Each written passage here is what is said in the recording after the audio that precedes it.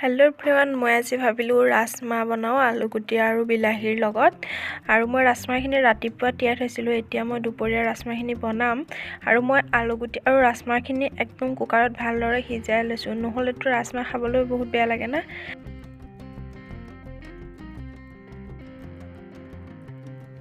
আৰু মই ইয়াৰ লগত দিবৰ কাৰণে লৈছোঁ বিলাহী, পিঁয়াজ, নহৰু, আদা আৰু দুটা জলকীয়া সৰু সৰুকৈ কাটি লৈছোঁ। আৰু মই লগতে দিম 2 চামুচ জিৰা। এতিয়া মোৰ কেৰাহীখন গৰম হৈছে। ইয়াতে মই এতিয়া পৰিমাণ অনুযায়ী তেল দি দিছোঁ।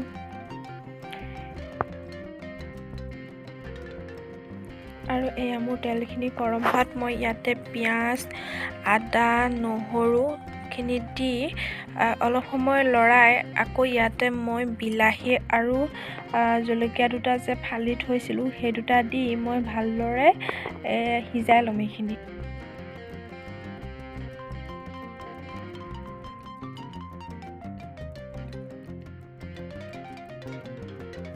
আৰু মই এতিয়া ইয়াত পৰিমাণ অনুযায়ী চব্জিখনৰ পৰিমাণ অনুযায়ী হালধিখিনি দি আকৌ মই ভালদৰে মছলাখিনিৰ লগত হালধি মিহলাই দিম।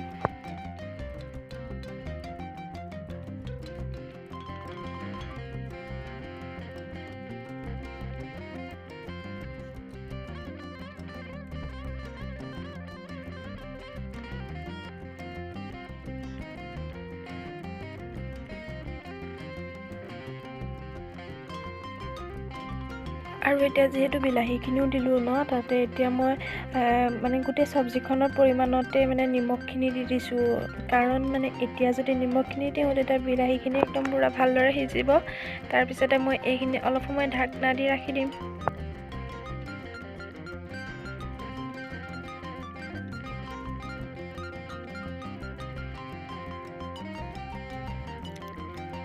এয়া দেখিছেনে, ঢাকনি দি দিয়াৰ কাৰণে বিলাহীখিনি একদম ভালদৰে গলি গৈছে। আৰু এতিয়া মই ইয়াতে আধা চামুচ জিৰা দিম। আৰু জিৰাখিনি মই ভালদৰে নহৰু, আদা, পিঁয়াজ, বিলাহীৰ লগত ভালদৰে মিহলাই লৈ অকণমান সময় ফ্ৰাই কৰি ল'ম।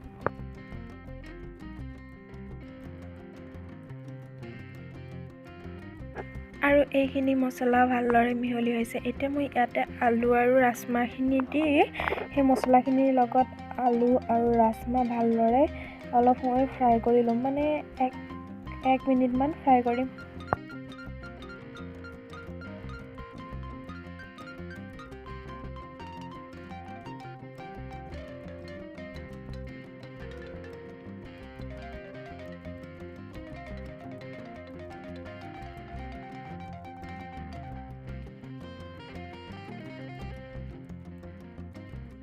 আৰু মোৰ এইখিনি ৰাজমা আলুখিনি মছলাৰ লগত ভালদৰে ভাজা হৈছে। আৰু ইয়াতে মই অলপমান পানী দিছোঁ, যিহেতু একেবাৰে শুকানকৈতো খাব নোৱাৰি ন, অলপ গ্ৰেভি কৰিম, সেইকাৰণে পানী অলপ দি ঢাকি দিছোঁ যাতে উতলে।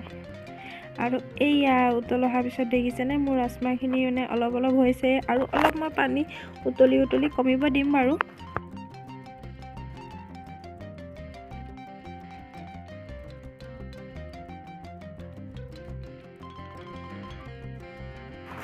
এতিয়া মোৰ চব্জিখিনি হৈ গৈছে। এতিয়া মই এইখিনি কাঢ়ি দিছোঁ। চাওকচোন কিমান ধুনীয়া কালাৰ আহিছে।